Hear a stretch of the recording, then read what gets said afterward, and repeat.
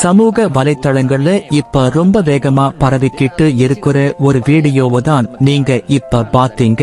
வெளிநாட்டுல இருக்கிற இலங்கை மக்கள் தேர்தல்ல ஓட்டு போடக்கூடாதுன்னு இவரு சில காரணங்களை சொல்றாரு. ஆனா இவரு சொல்றதுல எவ்வளவு பொய்களும் அறியாமையும் இருக்குன்னு ஆதாரத்தோட பார்க்கலாம் வாங்க. 70 வருடங்களாக கஷ்டப்பட்டு இந்த அரசாங்கத்தை மாலிமாவை வென்றது. 5 வருடங்கள் முடிந்ததும் ஆட்சியை விட்டு போவதற்காக இல்லை.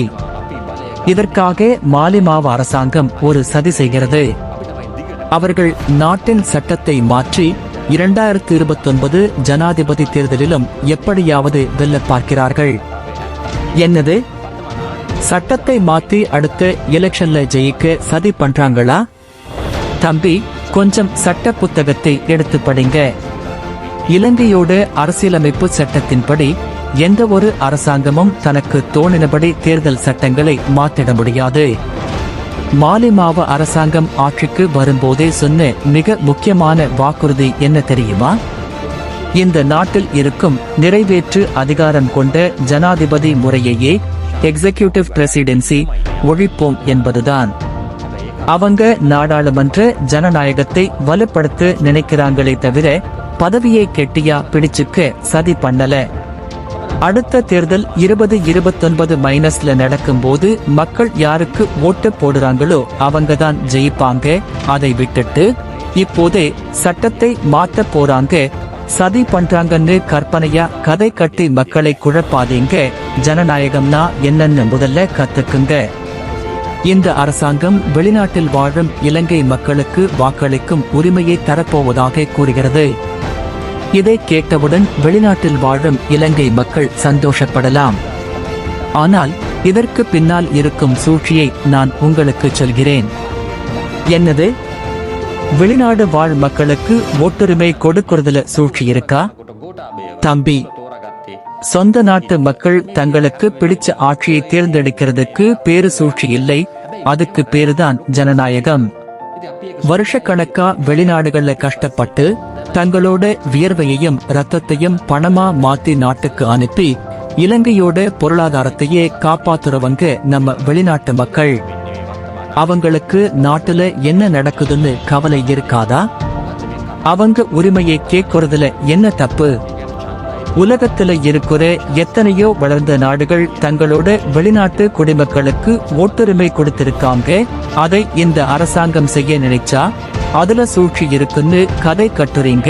மக்கள் ஒன்னும் ஏமாற மாட்டாங்க. அவங்களுக்கு தங்களோட உரிமை எதுன்னு நல்லாவே தெரியும். இலங்கை வரலாற்றில் முதல் தடவையாக மக்கள் அனைவரும் ஒன்று சேர்ந்து இந்த அரசாங்கத்தை மாலிமாவை தேர்ந்தெடுத்தார்கள். காரணம், இத்தனை காலமாக வடக்கில் ஒருவர் வெற்றி பெறுவார், கிழக்கில் வேறு ஒரு கட்சி வெற்றி பெறும், இப்படி நாட்டு மக்கள் பிரிந்து இருந்தார்கள். தம்பி, நீங்க சொன்ன இந்த ஒரு பாயிண்ட் வேணா உண்மைதான். இத்தனை காலமா தெற்குல ஒரு அலையும் வடக்கு கிழக்குல வேறொரு அலையும் வீசி மக்கள் பிரிஞ்சுதான் இருந்தாங்க. ஆனா இப்போதான் முதல் முறையா இலங்கை மக்கள் எல்லாரும் ஒன்னா சேர்ந்து ஒரு மாற்றத்தை உருவாக்கியிருக்காங்க. கடந்த நாடாளுமன்ற தேர்தல்ல யாழ்ப்பாணம், மட்டக்களப்பு, வன்னி, திருகோணமலைன்னு வடக்கு கிழக்கு தமிழ் முஸ்லிம் மக்கள் கூட இனவாத அரசியல்வாதிகளை நிராகரிச்சுட்டு தேசிய மக்கள் சக்திக்கு என்பிபி பெருவாரியா ஓட்டு போட்டாங்க. நாடு முழுக்க மக்கள் இனம் மொழி கடந்து ஒற்றுமையா நிக்கிறாங்க. இப்படி உள்நாட்டுல இருக்கிற மக்கள் எல்லாரும் ஒன்னா சேர்ந்துட்டாங்கன்னு நீங்களே ஒத்துக்கிறீங்க. வெளிநாட்டில் வாழும் இலங்கை மக்கள் சுமார் 20 முதல் 25 லட்சம் பேர் இருக்கிறார்கள். இதில் 60% பேர் தமிழ் மக்கள் தான் இருக்கிறார்கள்.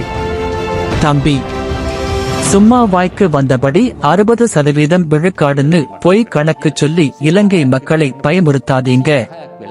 அதிகாரப்பூர்வ தரவுகளின்படி டேட்டா, வெளிநாடுகள்ல இருக்கிற இலங்கை மக்கள்ல சிங்கள மற்றும் முஸ்லிம் மக்களும் இருக்காங்க. பெரும் பகுதி உழைப்பாளர்கள்தான்.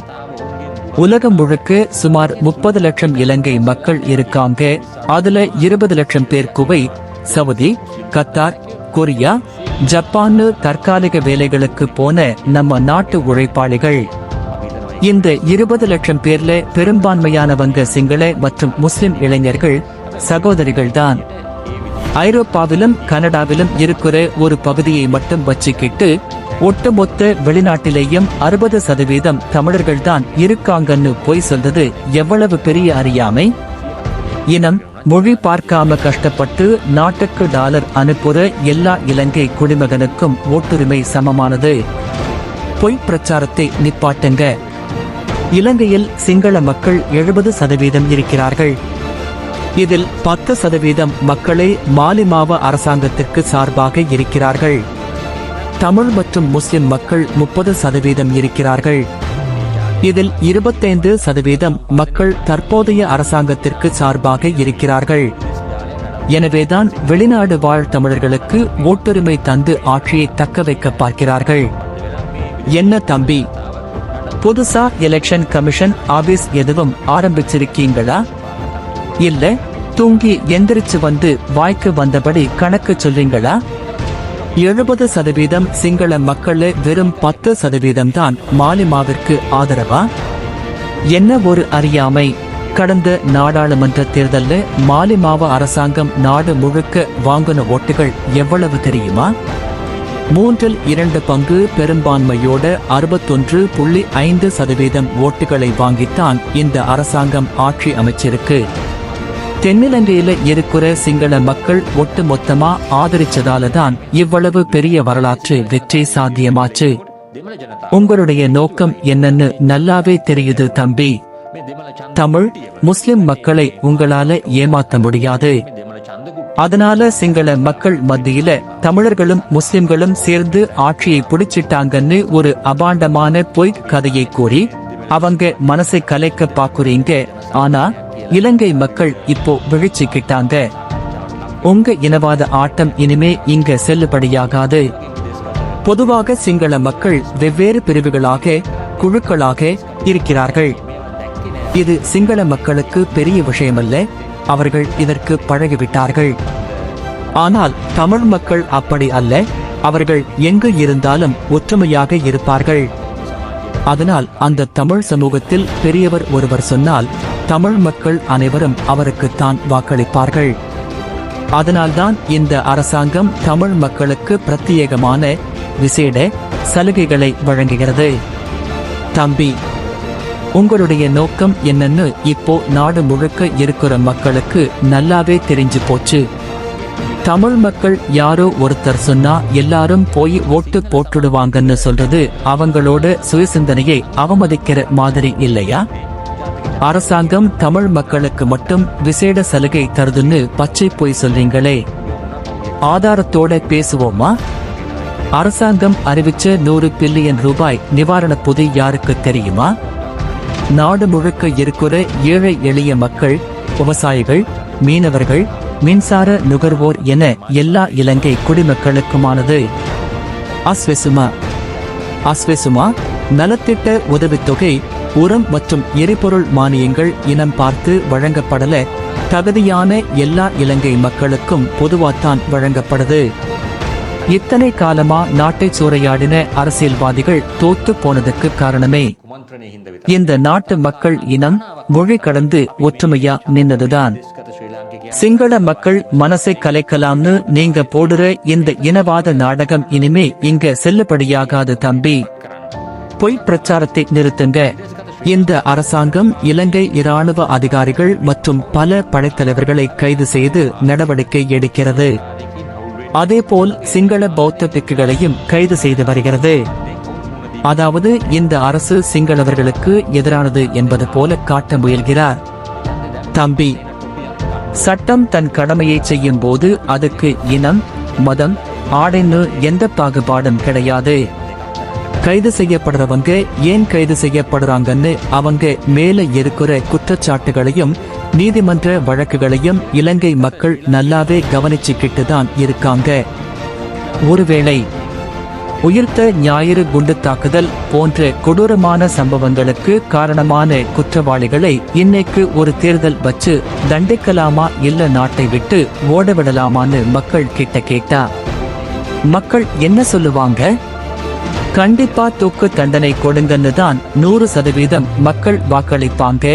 குற்றவாளிகளை தண்டிப்பது அரசாங்கத்தின் பழிவாங்கல் அல்ல, அதுதான் நீதி. அடுத்ததா பிக்குகளை கைது செய்தாங்கன்னு பொய் சொல்றீங்களே. இலங்கை வரலாற்றில் மகாநாயக்க தேரர்கள் உள்ளிட்ட மிக முக்கிய பௌத்த பீடங்கள் இந்த அரசாங்கத்தோடு ஊழலற்ற நல்லாட்சிக்கு தங்களோட முழு ஆதரவையும் ஆசீர்வாதத்தையும் தந்துட்டு வர்றாங்க. தப்பு செஞ்சு ஒரு சிலரை வச்சுக்கிட்டு ஒட்டுமொத்த பௌத்த பிக்குகளுக்கு இந்த அரசு எதிரானதுன்னு சித்திரம் வரையாதீங்க. இலங்கையில இனிமே குற்றவாளிகள் ஊழல்வாதிகள் தப்பிக்க முடியாது. சட்டம் எல்லாருக்கும் பொதுவானது. இனம் மதம் சொல்லி மக்களை பிரிச்சு அரசியல் லாபம் பார்க்க நினைக்கிற உங்களோட இந்த இறுதி முயற்சியும் கண்டிப்பா தோத்து போகும். இலங்கை மக்கள் இப்போ ரொம்ப விழிப்பா இருக்காங்க. பொய்களை பரப்புவதை நிறுத்துங்க. வெளிநாடு வாழ் இலங்கை மக்கள் வாக்களிப்பதால் எந்த பிரயோசனமும் இல்லை. காரணம், அவர்கள் இலங்கையில் இல்லை. தேர்தல் முடிந்த பிறகு இங்கு என்ன நடந்தாலும் அவர்கள் இங்கு வரப்போவதில்லை. தம்பி, என்ன வார்த்தை சொல்லிட்டீங்க? வெளிநாட்டுல இருக்கிறவங்க இலங்கையர்கள் இல்லையா? அப்படி என்றால் நம்ம ஊர்ல இருந்து லட்சக்கணக்கான மக்கள் வேலைக்காக வெளிநாடுகளுக்கு போகும்போது அவங்களோட குடியுரிமையை பறிச்சுடலாமா? ஏன்னா அவங்கதான் இப்போதைக்கு நாட்டுக்கு வரப்போறதில்லையே. அவங்க என்ன ஆசைப்பட்டா வெளிநாட்டுக்கு போறாங்க? சொந்த மண்ணையும் பெத்த பிள்ளைகளையும் குடும்பத்தையும் பிரிஞ்சு அந்நிய நாட்டுல ரத்தத்தை வியர்வையா சிந்தி அவங்க உழைக்கிறது யாருக்காக? அவங்க அனுப்புற காசுல தான் இங்க இருக்கிற அவங்க குடும்பமும் வாழுது, நாடும் ஓடுது. சொர்க்கமே இருந்தாலும் நம்ம ஊரு போல, நம்ம தாய்நாடு போல வருமா? உழைச்சு முடிச்சதும் அவங்க எல்லாரும் திரும்ப வரப்போறது இதே மண்ணுக்குத்தான். அவங்களோட எதிர்காலத்தை நிர்ணயிக்கிற ஒட்டுரிமையை கேட்கறதுல என்ன தப்பு? இனியாவது இப்படி தரம் தாழ்ந்து பேசாதீங்க தம்பி. வெளிநாட்டில் இருக்கும் சில சங்கங்கள், சில குழுக்கள் மற்றும் அந்த நாட்டு அரசாங்கங்கள் அங்கு வாழும் இலங்கை மக்களுக்கு கட்டளையிடலாம், ஆணையிடலாம். நீங்கள் மாலிமாவிற்குத்தான் வாக்களிக்க வேண்டும் என்று அவர்கள் உத்தரவு போடலாம். அதனால் மக்கள் அவர்களுக்கு வாக்களிப்பார்கள். தம்பி, வெளிநாட்டுல இருக்கிற நம்ம மக்கள் என்ன சின்ன பிள்ளைகளா? இல்ல யாராவது சொன்னா அப்படியே கேட்கறதுக்கு ஆடு மாடுகளா? அவங்க உலக அறிவும் சுயசிந்தனையும் உள்ளவங்க. அவங்களுக்கு நாட்டை பத்தின அக்கறை இருக்கு. யாரோ உத்தரவு போட்டா ஓட்டு போடுவாங்கன்னு சொல்றது அவங்களை கேவலப்படுத்துற மாதிரி இல்லையா? உண்மையில உங்களுக்கு ஏன் இவ்வளவு கோபம் வருதுன்னு இப்போ மக்கள் எல்லாருக்கும் நல்லா புரிஞ்சு போச்சு. உலக நாடுகள் முழுக்க இருக்கிற மக்கள் எல்லாரும் இந்த மாலிமாவ அரசாங்கத்தை ஆதரிக்கிறாங்க. அப்படி ஆதரிச்சா இனிமே உங்களால மக்களை ஏமாத்தி ஊழல் செஞ்சு கொள்ளையடிச்சு காசு சம்பாதிக்க முடியாதுங்கிற பயம்தான் உங்க கோபத்துக்கு காரணம். பழையபடி நாட்டை சூறையாடலாம்னு கனவு காணாதீங்க. உள்நாட்டுல இருக்கிற மக்களும் வெளிநாட்டுல இருக்கிற நம்ம மக்களும் இப்போ ஒன்னா சேர்ந்துட்டாங்க. உங்க பொய் மூட்டைகளை மூட்டை கட்டிட்டு கிளம்புங்க தம்பி. ஆன்லைனில் தான் வாக்களிக்க வேண்டும் என்றால் எப்படி ஆன்லைன் வாக்குப்பதிவை நம்புவது? காரணம், இலங்கையில் ஆன்லைன் மூலமாக அரசாங்க பணத்தையே கொள்ளையடித்தார்கள். ஆகவே இது சாத்தியமில்லை தம்பி. ஆன்லைன் பேங்கிங் மோசடிக்கும் ஒரு நாட்டில் தேசிய தேர்தல் பாதுகாப்புக்கும் இருக்கிற வித்தியாசம் கூட தெரியாம பேசாதீங்க. தனிநபர்கள் பண்ற கவனக்குறைவால நடக்கிற பண மோசடியையும் அதிநவீன தொழில்நுட்பத்தோடு நடத்தப்படுற தேர்தலையும் எப்படி ஒன்னா ஒப்பிட முடியும்? உலக வரைபடத்தை எடுத்து பாருங்க தம்பி. எஸ்டோனியா போன்ற நாடுகள் கடந்த 20 வருஷமா 100% பாதுகாப்பான பிளாக்செயின் தொழில்நுட்பத்தை வச்சு ஆன்லைன் மூலமா தேர்தல் நடத்தி உலகத்துக்கே நிரூபிச்சிருக்காங்க. அங்க இதுவரைக்கும் ஒரு ஓட்டு கூட ஹேக் செய்யப்படல. அது மட்டுமில்ல, வெளிநாட்டு மக்கள் வாக்களிக்க ஆன்லைன் மட்டும்தான் வழியா? இல்லவே இல்லை. நம்ம மக்கள் அந்தந்த நாடுகள்ல இருக்கிற இலங்கை தூதரகங்களுக்கு எம்பாசி நேரடியாக போய் அங்க இருக்கிற வாக்கு பெட்டியில் பாதுகாப்பா ஓட்டு போடுற வசதியையும் செய்ய முடியும். இதுல திருட்டு போக என்ன இருக்கு? தொழில்நுட்பத்தை வளர்க்க பார்க்கணுமே தவிர இப்படி தேவையில்லாம பயந்து மக்களை குழப்ப கூடாது தம்பி. தேர்தலுக்கு செலவழிக்கும் பணம் அதிகமாகிவிடும். இப்பொழுது தேர்தல் ஆணைக்குழு தேர்தல் செலவுகளை குறைக்க நினைக்கிறது. ஆனால் மாலிமாவ அரசாங்கம் வெளிநாட்டு வாக்குரிமை மூலம் அதை இன்னும் அதிகமாக்க முயல்கிறது. ஹாஹா, இதென்ன உலக மகா ஜொக்கா இருக்கு தம்பி. மாலிமாவ அரசாங்கம் செலவை கூட்டுதா? இலங்கை அரசியல் வரலாற்றிலேயே அத்தியாவசியமற்ற எல்லா ஆடம்பர செலவுகளையும் முற்றிலுமா குறைச்சு முன்மாதிரியா இருக்கிற ஒரே அரசாங்கம் தற்போதைய ஏகேடி அரசாங்கம்தான். பழைய அரசாங்கங்கள்ல ஜனாதிபதி வெளிநாட்டுக்கு கிளம்புனா சொந்தக்காரங்க நண்பர்கள்னு ஒரு பட்டாளத்தையே கூட்டிட்டு போய் பில்லியன் கணக்கான மக்கள் பணத்தை கரியாக்குனாங்க. ஆனா இப்போ இருக்கிற நம்ம ஜனாதிபதி மிக குறைந்த அத்தியாவசிய அதிகாரிகளோட மட்டும் போய் அரசு பணத்தை எவ்வளவு சிக்கனப்படுத்த முடியுமோ அவ்வளவு சிக்கனப்படுத்துறார். நாட்டை பிச்சை எடுக்க வச்சவங்க எல்லாரும் இப்போ தேர்தல் செலவை பத்தி பேசுறதுதான் வேடிக்கையா இருக்கு.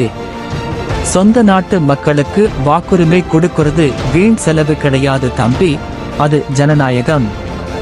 அரசாங்கத்தோட சிக்கனத்தை பத்தி பேச உங்களுக்கு எந்த தகுதியும் இல்லை.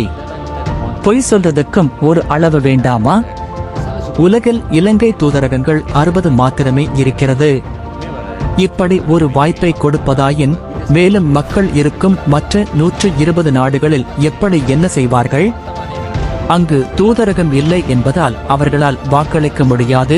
எனவே இந்த திட்டம் சாத்தியமில்லை தம்பி. உலகம் எவ்வளவு வேகமா டிஜிட்டலா மாறிக்கிட்டு இருக்குன்னு தெரியாம இன்னும் பழைய காலத்திலேயே வாழ்ந்துகிட்டு இருக்கீங்களே. தூதரகம் இருந்தா மட்டும்தான் ஓட்டு போட முடியும்னு உங்களுக்கு யார் சொன்னது? இலங்கை தூதரகங்கள் இருக்கிற நாடுகள்ல மக்கள் நேரடியாக போய் ஓட்டு போடுவாங்க. தூதரகம் இல்லாத மற்ற நாடுகள்ல இருக்கிற நம்ம மக்களுக்கு பாதுகாப்பான தபால் வாக்குப்பதிவு, போஸ்டல் ஓட் அல்லது ஆன்லைன் வாக்குப்பதிவு, ஐ-வோட்டிங் மூலமா வாக்குரிமை வழங்க தேர்தல் சட்டங்கள்ல வழி இருக்கு தம்பி. உலகத்துல இருக்கிற எத்தனையோ நாடுகள் தங்களோட தூதரகங்கள் இல்லாத நாடுகள்ல வாழ்ற மக்களுக்கு இந்த மாதிரி மாற்று வழிகள் மூலமாத்தான் வெற்றிகரமா ஓட்டுரிமை கொடுக்குறாங்க. தீர்வுகள் 1000 இருக்கு தம்பி. ஆனா மக்களுக்கு நல்லது செய்யக்கூடாது, அவங்க ஓட்டுரிமையை பறிக்கணும்னு நினைக்கிற உங்களுக்கு இதெல்லாம் எப்படி புரியும்? மக்களை குழப்புறதை நிப்பாட்டுங்க. தேர்தலுக்கு செலவழிக்கும் பணம் அதிகமாகிவிடும். இப்பொழுது தேர்தல் ஆணைக்குழு தேர்தல் செலவுகளை குறைக்க நினைக்கிறது. ஆனால் மாலிமாவ அரசாங்கம் வெளிநாட்டு வாக்குரிமை மூலம் அதை இன்னும் அதிகமாக்க முயல்கிறது. ஹாஹா, இதென்ன உலக மகா ஜொக்கா இருக்கு தம்பி. மாலிமாவ அரசாங்கம் செலவை கூட்டுதா? இலங்கை அரசியல் வரலாற்றிலேயே அத்தியாவசியமற்ற எல்லா ஆடம்பர செலவுகளையும் முற்றிலுமா குறைச்சு முன்மாதிரியா இருக்கிற ஒரே அரசாங்கம் தற்போதைய ஏகேடி அரசாங்கம்தான். பழைய அரசாங்கங்கள்ல ஜனாதிபதி வெளிநாட்டுக்கு கிளம்புனா சொந்தக்காரங்க நண்பர்கள்னு ஒரு பட்டாளத்தையே கூட்டிட்டு போய் பில்லியன் கணக்கான மக்கள் பணத்தை கரியாக்குனாங்க. ஆனா இப்போ இருக்கிற நம்ம ஜனாதிபதி மிக குறைந்த அத்தியாவசிய அதிகாரிகளோட மட்டும் போய் அரசு பணத்தை எவ்வளவு சிக்கனப்படுத்த முடியுமோ அவ்வளவு சிக்கனப்படுத்துறார். நாட்டை பிச்சை எடுக்க வச்சவங்க எல்லாரும் இப்போ தேர்தல் செலவை பத்தி பேசுறதுதான் வேடிக்கையா இருக்கு. சொந்த நாட்டு மக்களுக்கு வாக்குரிமை கொடுக்கிறது வீண் செலவு கிடையாது தம்பி, அது ஜனநாயகம். அரசாங்கத்தோட சிக்கனத்தை பத்தி பேச உங்களுக்கு எந்த தகுதியும் இல்லை. பொய் சொல்றதுக்கும் ஒரு அளவு வேண்டாமா?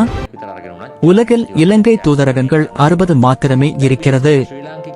இப்படி ஒரு வாய்ப்பை கொடுப்பதாயின் மேலும் மக்கள் இருக்கும் மற்ற 120 நாடுகளில் எப்படி என்ன செய்வார்கள்?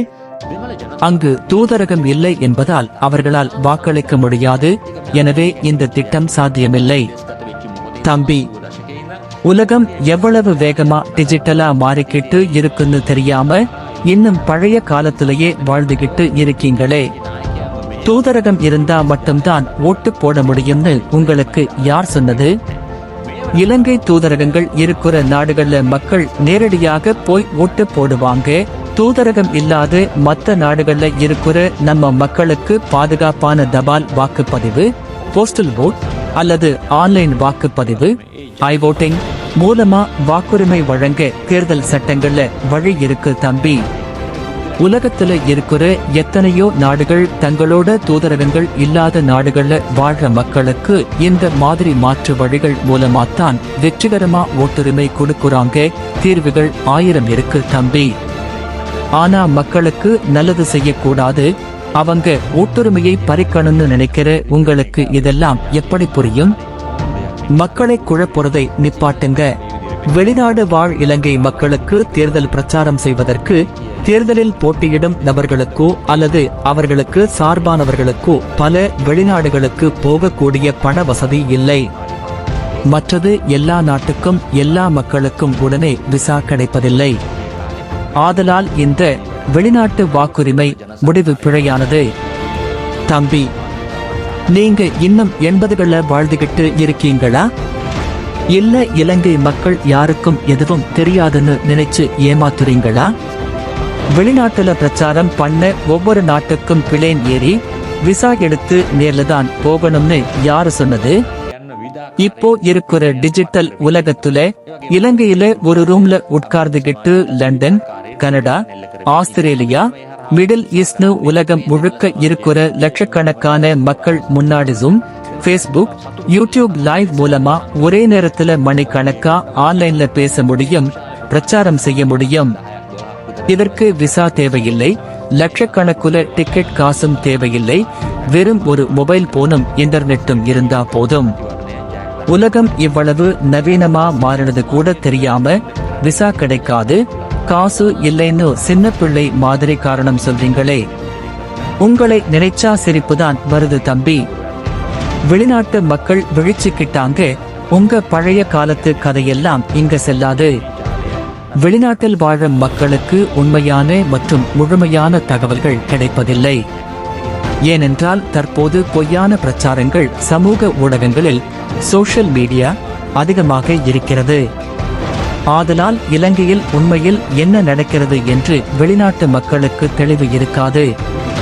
அப்படியான நிலையில் எப்படி அவர்களால் உண்மையானவருக்கு வாக்களிக்க முடியும்? அடேங்கப்பா தம்பி, உங்க வாயாலேயே உண்மையை ஒத்துக்கிட்டீங்களே. சோசியல் மீடியாவுல பொய் பிரச்சாரம் அதிகம்னு நீங்க சொல்றது 100% உண்மைதான். ஏன்னா உங்களை போன்றவங்க தான் விடிய விடிய உட்கார்ந்து இந்த மாதிரி பொய் கதைகளை பேசி வீடியோ போட்டுக்கிட்டு இருக்கீங்க. வெளிநாட்டுல இருக்கிற நம்ம மக்கள் ஒன்னும் பழைய காலத்து முட்டாள்கள் கிடையாது தம்பி.